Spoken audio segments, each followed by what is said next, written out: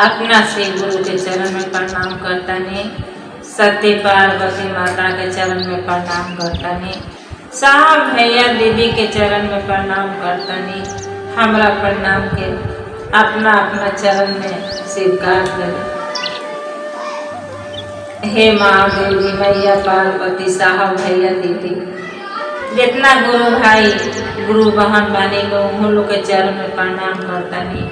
हमरा प्रणाम के अपना अपना चरण में स्वीकार करें। देखें जितना दूर आवाज जाता उतना दूर गुरु भाई गुरु बहन के चरण में बार बार प्रणाम करतनी।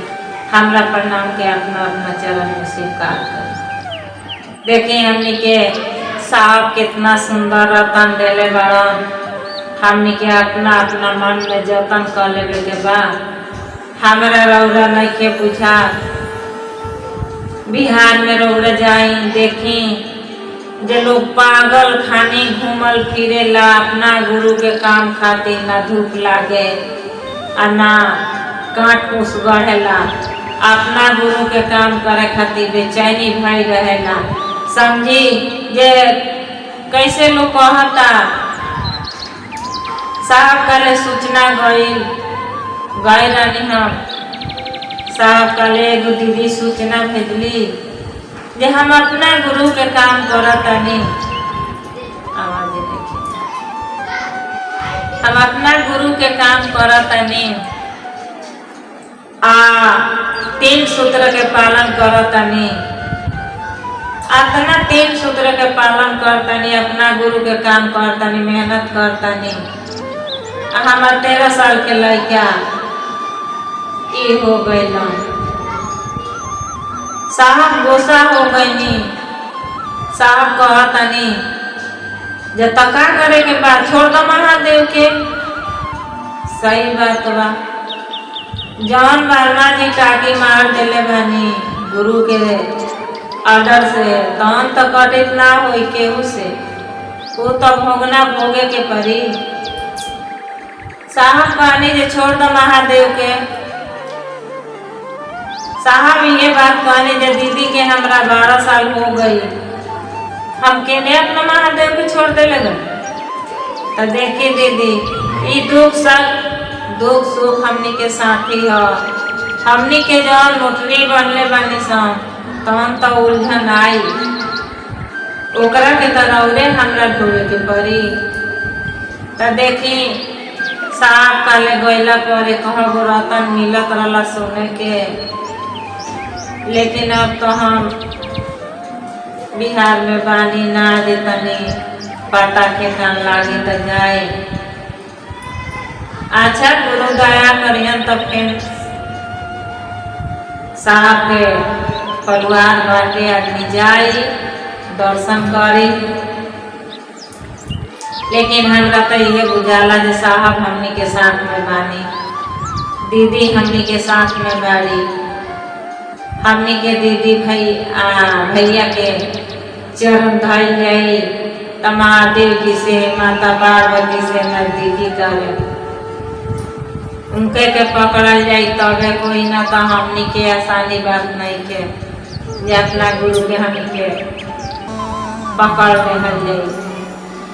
साहब हमार उतना कठिन करके तपस्या करके बेशरम करके अपना गुरु के पा गए। जिंदगी उनकर धने धन हो गई। देखिए एगो भजन देखनी।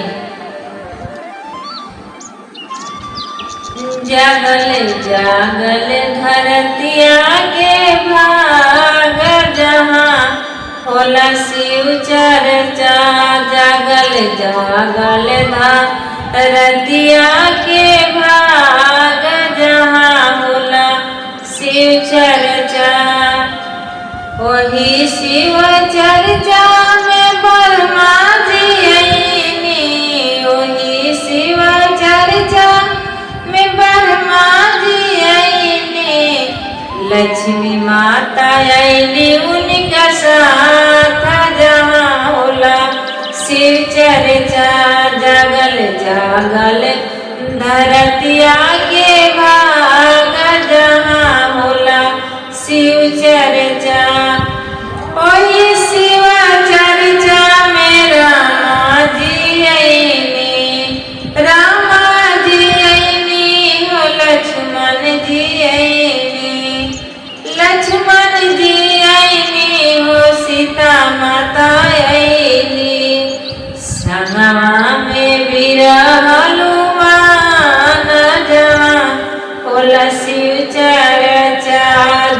जागल जागल धरतिया के भाग जहाँ होला शिव चर्चा वही शिव चर्चा में गणेश भैया आईनी गणेश भैया आईनी हो कार्तिक भैया आईनी संगमा मेरी धी सीधी साथ जहाँ बोला शिव चर्चा संगमा में सुभला भाषा जहाँ होला शिव चर्चा जागल जागल धरतिया के भाग जहाँ होला शिव चर्चा